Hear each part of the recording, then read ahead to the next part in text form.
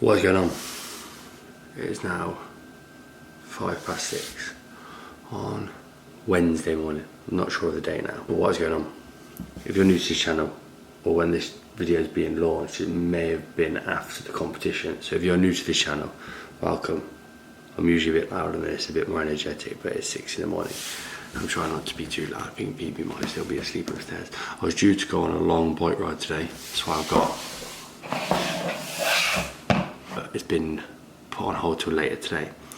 So I was going to use this video to explain why I've chosen a bike this time over doing like CrossFit. Like I did a lot of CrossFit last year.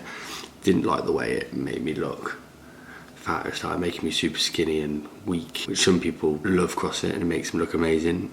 Wasn't my personal preference. I really enjoyed it, but now by having my road bike, it means I can do my cardio on my road bike and it's very enjoyable.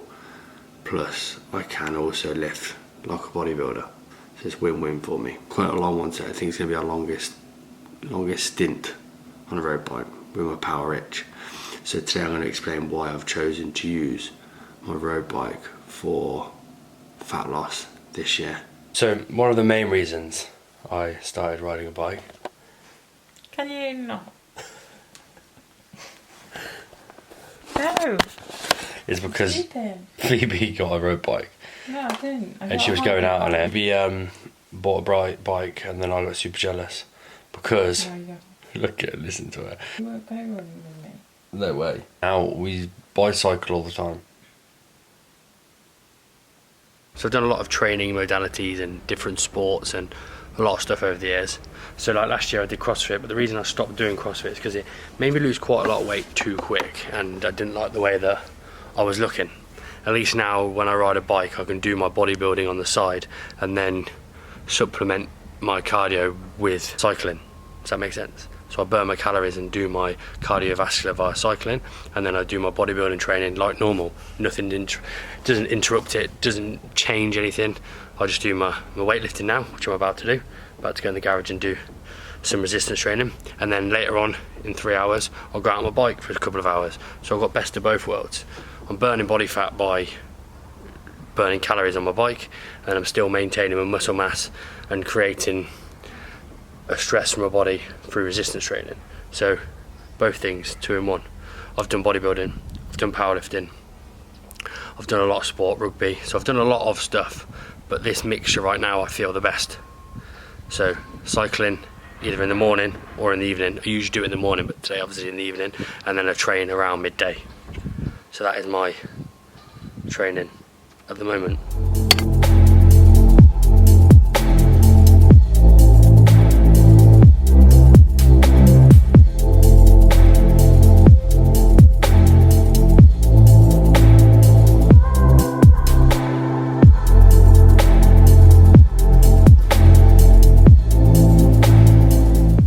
So that was mad. Hair's getting too thick now. So that was occlusion training. I only wanted to do a little bit of weight training today because I'm going to go out on a bike ride now and think it's going to be quite a long bike ride. So I need to save my energy. So resistance training is where I think quite a lot of cyclists do go wrong. They don't do as much as they should, especially if your goal is to look better. Then having cycling supplement your resistance training is how you change your physique. Just cycling will not improve like your shoulders and your arms and your chest. It may reduce your body fat levels, but you'll probably always stay the same shape. You'll always have a little bit of a stomach, unless obviously you are a professional cyclist where you are going to do resistance training anyway. That's probably why they are incredibly slim but very muscular too. Obviously their nutrition is on point, they lift. Where your casual cyclist who has come through our gym doors many times say, oh yeah, but I do 300 mile a week on my bike, 200 mile a week on my bike, but I just don't change. It's because your body's adapted to that, because that's what you've always done. That's where you need to carry on doing that many miles, but then also add in a couple of resistance training sessions a week. Change the stimulus in your body to your body, and do a bit extra, because your body has adapted. It's like me going out for a walk every single day, see the benefits after a couple of weeks because I'm used to it. It's kind of like weight training and like bodybuilding and powerlifting. It's that progressive overload where you need to keep adding little bits each time, where on the bike there's quite a lot of people I know that go out and they do the same kind of miles per hour, they do the same kind of distance, they do the same routes, which is fantastic. It's great fun, and if anything, it's good for your mental state, because you can't be bugged when you're out on the bike. You need to also add a form of resistance training. Those two to me are my perfect combination. That is what I'll carry on doing all summer now, and that is what will help me reduce my body fat into the low figures. I used to do a lot of lists when I did powerlifting and bodybuilding, just to keep the heart ticking over, because I didn't like doing tons of hits, because it just knackered my joints, knackered my CNS system, and I was just tired for days. That's where I think I went wrong with CrossFit. I went too all in on savage workouts, and to be honest, I couldn't do it. Always had to be G'd up and always had to have loads of fucking energy to these workouts, because I didn't really want to do them. I just wanted to be fit and healthy, and I wanted to be able to do stuff that I could do before. Where nowadays I can go on a bike and I could have a bit of a shit day, and I can go on my bike and I can push myself. When I'm out in the countryside and you're out on your own or with Phoebe, it changes your mindset. But then if you're going into a CrossFit session, you had a shit day, you can't be arsed, you're already hanging, then you go and do movements you're not too great at. It just wasn't great for me. So now having bodybuilding or resistance training, not necessarily bodybuilding, but resistance training supplemented with my bike, to me it's win-win. So that is how I believe you can drop a huge amount of body fat on your bike.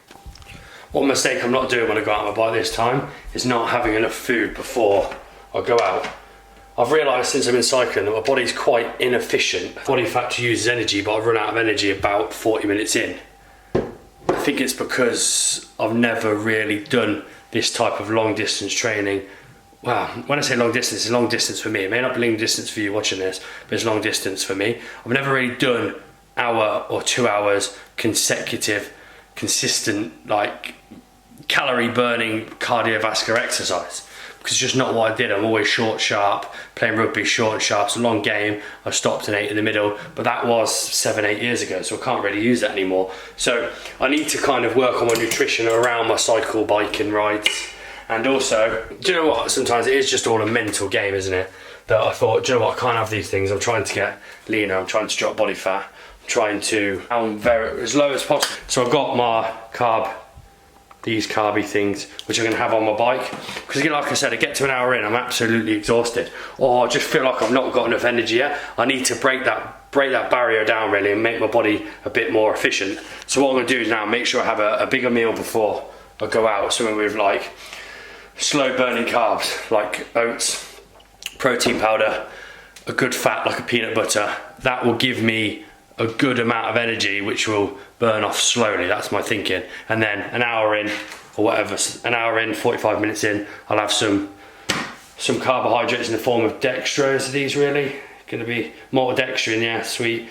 So a bit of dextrose, and then I keep my hydration in the AAs. So it's very similar to bodybuilding though, where bodybuilding you used to have your a big meal before you train. Then you'd have your intra, your EAAs, your dextrose, your maltodextrin, whatever carb you wanted, and then after you'd have your biggest meal of the day, so you can recover, replenish your body, put your proteins back in, and you just train hard, heavy, and it gives you a load of energy. So that is what I need to do on these longer cycles today. So this is going to be 100 gram of oats, then peanut butter, and I'm going to have, so I use the My Shake stuff here. So I have Graham's cracker today. Graham's cracker. Tastes absolutely amazing. This is the cupboard I've just done. All my proteins and supplements and EAs, BCAAs, pre-workout, skinny salad things. Anyway, gonna make my pre-cycle nutrition now. I'll show you what it looks like at the end. It's like a bit of a mash-up.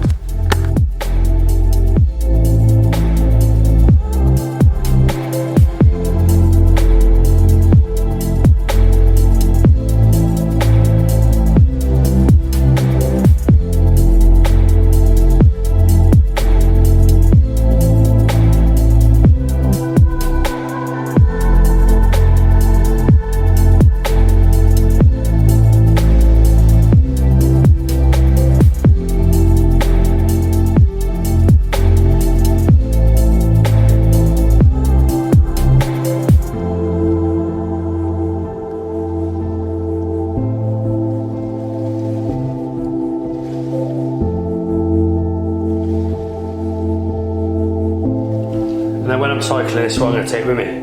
My EAA's, my CIS, Science in Sport, and then another one, protein bar, and then I will take an isotonic drink. That's like Lucozade, but they ran out of Lucozade, and then I'll take this one with water.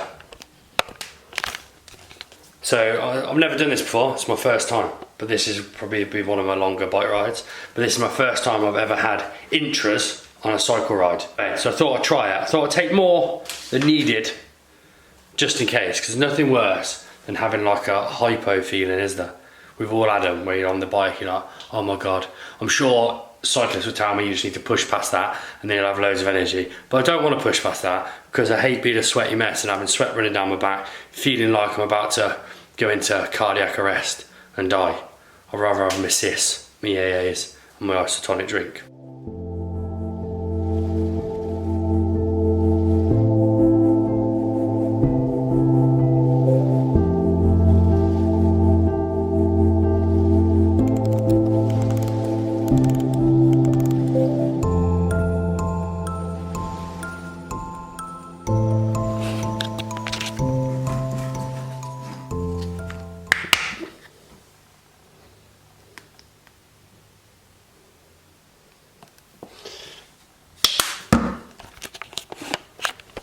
There we have it, my sloppy pre-bike. Right, so what I did is inputted them into MyFitnessPal. So you're looking at, you see that, sorry my screen's broke. Medium banana, 47 calories. Protein, 150. Oats, 80 grams, 311. And then you've got natural, 1 teaspoon I add, but 90 calories. So that is one low GI meal. Low GI? Yeah. So it's going to burn nice and slowly and give me a steady source of energy on my ride. It's not like it's an endurance. I'm not going to start doing like an Ironman like me and Phoebe were watching on TV. But I'm not used to this stuff, so I need all the help I can get. And then one thing I learned when I played a lot of sport and did a lot of fitness-based activities, I cramp like mad. Even when I've been out with Phoebe and been out on my own on my bike, my right quad's worse than anything, cramps all the time. I used to, when I played rugby, get cramps into my jaw here, cramps in my hands, my toes used to cramp together. I used to get the physio to have to come on to stretch off my bloody toes. So I've started to put up in my drinks, I don't have electrolyte tablets. These have a certain amount of electrolytes in them, but what I always found best was just a little bit of rock salt. Pink Himalayan salt is better if you have it, but if you don't, like I don't, I just have rock salt, then I just do like 4 twists of the little twisty thing you saw, whatever it's called, in my bottle and in my kind of drink beforehand. What is going on? Just did a bit of blood flow restriction work on the legs after that savage bike ride. These are sweet after a bike ride, especially when you want to carry on. I wanted to train legs today, so I used my occlusion bands to limit the blood supply, but then force more nutrients and blood into them. In my theory, my kind of what I've read, that hopefully might help me recover a bit, but also that means that I can still train lower body without having to put huge amounts of pressure on my joints and my knees and my hips, and I will still create a decent stimulus in my muscle. I didn't do an update yesterday because the cycle ride ended up being one hell of a cycle ride. We did 62 and a half, well, it's about 65 miles, so I stopped at 62. I will give you a little bit of give you some stats now. Hard, very challenging. Mentally, that was one of the hardest things I've probably done on a road bike, because the guy I go with, Rich, is a very good cyclist, and they go, can't you? Cyclists are just machines, you're animals, man. Where I'm not there yet. It's different. It's a different style fitness. My plane of movement has just been squats, up, down, up, down, up, down. Where you cyclists are very, very quick. So like, I've got a lot of slow twitch now. I need to get some more fast twitch fibers going. So my body's adapting, it's changing, and it's tough, man. So look, that's my Strava. It's titled Fuck. 63.2 miles. It's my longest ride on Strava. 4 hours and 1 minute. It's probably more like 4 hours. I tried to get it under 4 hours, but lagging a bit. Average of 15.7 miles an hour. Burned 2,104 calories. Elevation 2,000. Not bad, so that was the route. It was long. Good fun though. Really enjoyed it. I'm glad I did it. It wasn't necessarily meant to be that long. It was pitch black by the time we got home. Really enjoyable. It was a mental battle, it was a physical battle, and that's what I wanted it to be about.